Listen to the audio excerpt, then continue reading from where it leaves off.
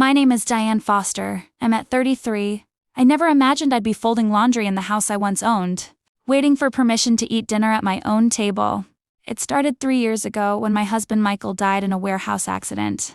The settlement money was small, barely enough to cover the funeral. What I did have was our house in Millbrook, a modest 3-bedroom on Cedar Lane, paid off after 18 years of scraping and saving. I have 2 daughters, Vanessa and Paige, both from my first marriage and one Lily, from my marriage to Michael. Vanessa runs a marketing firm in Boston. Paige owns 2 boutique fitness studios in Manhattan. They call themselves self-made, and in fairness, they worked hard. I helped where I could.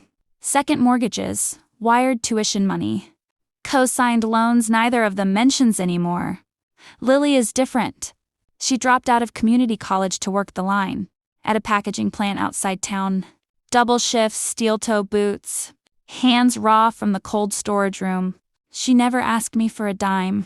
When my knees gave out last winter and I could barely climb the stairs, Vanessa suggested, gently at first, that the house was too much upkeep for someone alone.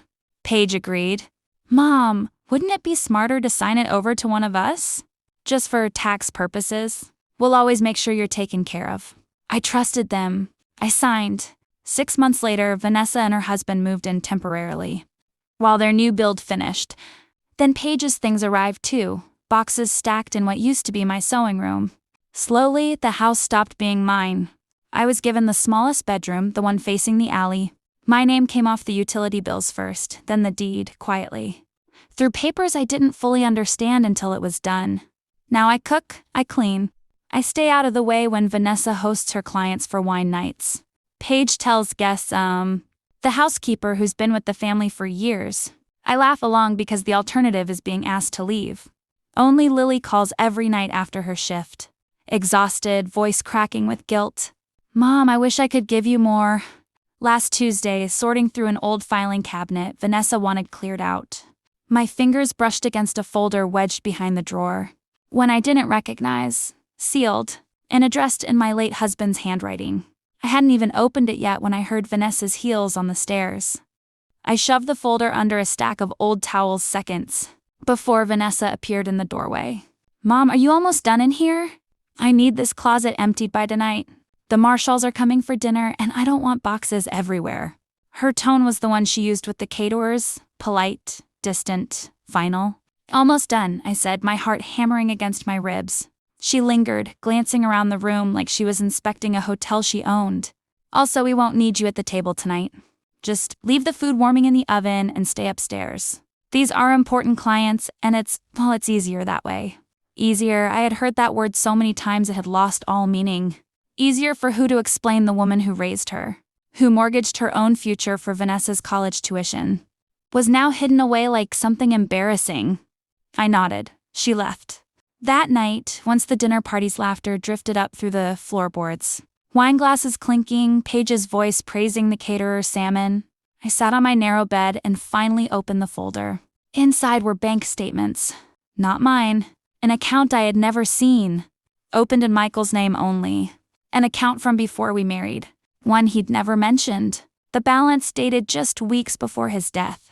Made my hands shake. 89万 beneath. The statements was a handwritten letter.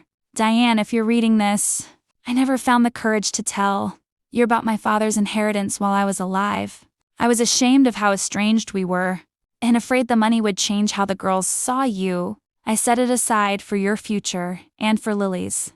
She's the one who never asked for anything, which is exactly why she deserves everything. Please, don't let Vanessa or Paige know until you're ready. Protect yourself first. I love you, Michael. I've read it 3 times, my whole body cold. Nearly $1 million sitting untouched, while I begged for the courage to ask for a second helping at my own dinner table. Downstairs, I heard Vanessa's voice rise, sharp and irritated. Where is she? I told her to stay put, not disappear completely. Footsteps approached the stairs. I quickly folded the letter, sliding it and the statements back into the folder, my mind racing. If Vanessa or Paige found this before I understood what it meant, before I knew what to do, everything could unravel in an instant. The bedroom door creaked open. Mom, Vanessa said, stepping inside, her eyes immediately narrowing at the folder still clutched. against my chest. What is that? Nothing, I said, tucking the folder behind my back. Just old paperwork from your father's things. I was going through it for the closet. Vanessa's eyes stayed fixed on my hands a beat too long. You've been acting strange all week, distracted. She crossed her arms. Whatever it is, just leave it on the dresser. I'll deal with sorting what stays and what goes. I can manage it myself, I said, surprised by the steadiness in my own voice. She studied me the way she used to study a contract before signing it, looking for the catch. Then, downstairs, someone called her name. One of the marshals, laughing about needing a refill. She exhaled sharply. Fine, just get that closet finished tonight. She turned and left, but she looked back once before disappearing down the stairs. I didn't sleep. I sat with the folder in my lap until sunrise, turning Michael's letter over and over in my mind.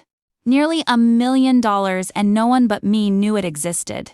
The next morning, I called in sick to the small tailoring shop where I picked up part-time mending work, and instead took the bus downtown to the address printed on the bank.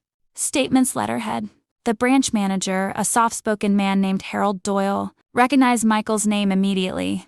Your husband set this up as a private trust account nearly 9 years ago, he explained, reviewing his screen. He never removed you as the co-beneficiary, but the account required documentation to activate. A death certificate, proof of marriage and identification. Did you never receive our letters? My stomach dropped.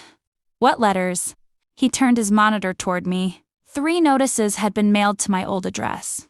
Cedar Lane, the house I no longer technically owned. Vanessa's name was listed as the current resident of record. Ma'am? Harold said carefully. Someone signed for a certified letter here 3 months ago. I stared at the signature. It wasn't mine. It was Vanessa's. My hands went cold. She had known. Not everything, perhaps, but enough to intercept something meant for me and say nothing. While I scrubbed her floors and hid in my bedroom during dinner parties, she had quietly held the key to my freedom in her hands and buried it. I need to file the claim properly, I said, my voice trembling with something new. Not grief, not humiliation, but the first hard edge of anger I'd felt in 3 years. Today, if possible. Harold nodded slowly. I can start the process, but Mrs. Foster, I have to warn you. Once we file this, the bank will need to notify all listed parties on record at your last known address, which meant, by tomorrow morning, Vanessa would know exactly what I'd found. I signed every form Harold placed in front of me, my hand steadier with each signature. File it, I said. Whatever happens next, I need this done properly. I didn't go straight home. Instead, I called a lawyer whose name I'd seen on a flyer at the tailoring shop. Grace Whitfield, a woman who specialized in elder financial protection. When I explained everything, the deed transfer I'd signed while grieving and confused, the intercepted bank letter, the years of being erased from my own household. Her expression hardened with quiet fury. Mrs. Foster, what you're describing isn't just neglect, she said. Depending on how that deed transfer was worded, it may qualify as undue influence, possibly even elder financial exploitation, and intercepting federal banking correspondence. Addressed to you is a serious matter. I don't want to destroy my daughters, I said quietly. I just don't want to disappear in my own life anymore. Grace nodded. Then let's make sure you never have to again. By the time I returned to Cedar Lane that evening, the porch light was already on, waiting. Vanessa stood in the doorway before I even reached the steps. Her arms crossed, her face pale in a way I'd never seen.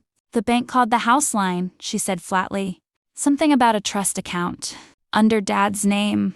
Her eyes searched mine, desperate for a version of this story that wasn't true. Mom, what is going on? Paige appeared behind her, phone still in hand. Is this a joke? Nearly $1 million and you never said anything? I only found out myself 2 days ago, I said. Hidden in a folder your father left behind. The same folder you saw in my hands last night. Vanessa, and told me to just leave on the dresser. Vanessa's jaw tightened. I didn't know what was in it. But you knew about the bank letters, I said. You signed for them 3 months ago. The porch went silent except for the wind moving through the maple tree. Michael had planted the year. Lily was born. Paige's voice dropped low, calculating. Okay, so there's money. That changes things. We should talk about how to handle this as a family, together. Maybe put it into a joint account. Something structured so nobody makes rash decisions. I almost laughed. Rash decisions. From the woman who'd stripped my name off a deed while I was still numb with grief. There's nothing to discuss, I said. I've already retained a lawyer. Vanessa's face drained of color. You did what? Behind me, headlights swept across the driveway. A car I didn't recognize pulled up slowly, and a woman stepped out holding a thick manila envelope. The county seal visible even in the dim porch light. The woman introduced herself as a county records clerk, delivering formal notice that the deed transfer on Cedar Lane was under review, flagged by Grace's office for signs of undue influence. During a period of documented grief and diminished capacity, Vanessa's hands trembled as she took the envelope. Paige backed toward the door, already dialing someone, probably James, her husband in wealth management, the one who always seemed to have answers for everything except honesty. Over the following weeks, Grace worked quickly. The trust account was formally released into my name. All $890,000 of it. Verified, legal, untouchable. The deed investigation moved in my favor too. Cedar Lane, it turned out, could revert to me once the fraudulent circumstances of the transfer were proven. Circumstances Vanessa herself had unknowingly confirmed by admitting, in front of the clerk, that she'd handled the paperwork, while I was still in shock over Michael's death. I didn't fight for revenge. I fought for the truth to finally matter. Lily cried on the phone when I told her, "Mom, you don't have to do anything for me. I just wanted you safe." "I know," I said. "That's exactly why I'm doing this. With Grace's help." I purchased a modest home 2 streets from the packaging plant where Lily worked. Small, warm, with a guest room that would never again be the smallest one facing an alley. I placed the deed in both our names.